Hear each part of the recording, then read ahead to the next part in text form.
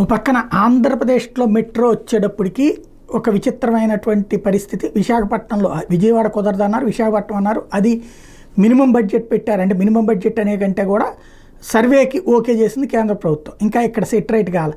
రేపు వచ్చే ప్రభుత్వం ఎవరు వచ్చినా మెట్రో తీసుకొస్తామంటున్నారు. అదే సందర్భంలో చంద్రబాబు గారు వస్తే బెజవాడ వైపు మెట్రో వస్తుంది, జగన్ వస్తే విశాఖలో మెట్రో వస్తుంది.